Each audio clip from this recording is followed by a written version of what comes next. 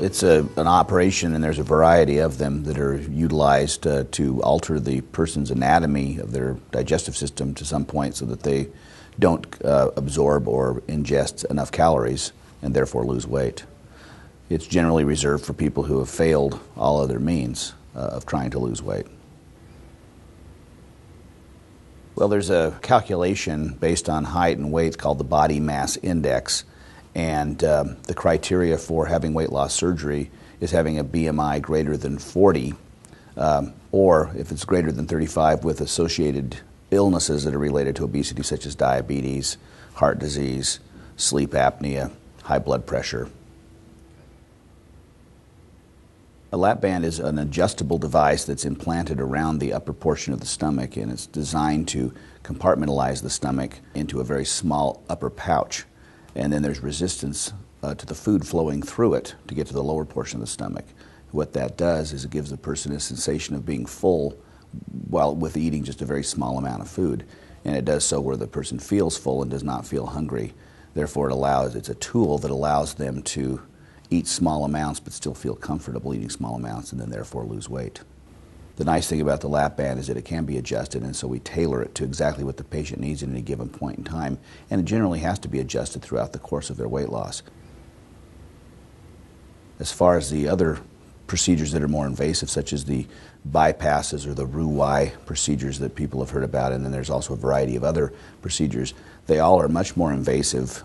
They violate the continuity of the digestive system, and there's certainly a potential for serious complications such as leakages where the anatomy is reconnected, and certainly of a high mortality rate compared to the LapBand, and people actually can die from the procedure. As far as the weight loss from the two procedures, there's probably a much more rapid weight loss in the first year with the bypass type procedures. Over the course of approximately 3 years, however, the numbers are very comparable between the LapBand patients and the bypass patients. And then ironically, after about 5 to 7 years, the bypass patients will actually start gaining some of their weight back because their altered gastrointestinal tract adapts and becomes more efficient at absorbing food. The risks associated specifically to the LapBand are either slippage of the band relative to its position on the stomach. We try to counter that by the way it's placed through a very tight tunnel behind the stomach, and then we sew a tunnel in front of the stomach to keep it in one spot. But occasionally the stomach could slide up under it and cause what's called a hernia of the stomach. That would require revision of the band. That does not happen too terribly frequently, but it is a reported complication. Well, specifically to the LapBand, and I think to some extent also with the bypasses, I find that the people who are successful with the bypasses stick with a program where you have a dietitian, someone monitoring your progress, because all of these procedures can be defeated if a person is not motivated or educated to the proper diet and care of the band.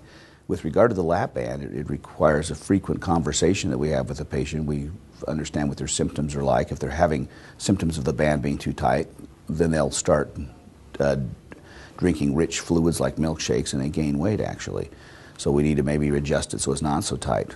On the contrast, if it's too loose, they can eat unimpeded and it doesn't work. So it requires constant follow-up and monitoring of that, and then subtle adjustments. Let's not mistake it with saying that a person is going to get down to, say, model size. The goal is to lose 60 to 70% of your excess body weight.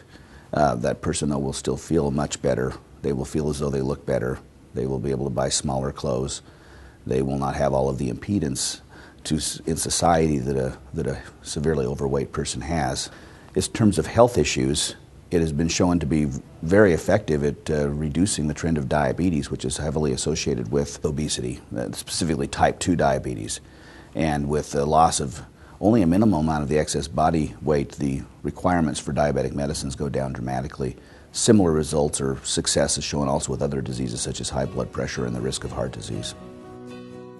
For more information about this physician or to schedule an appointment, please call our referral line or visit westvalleyisbetter.com.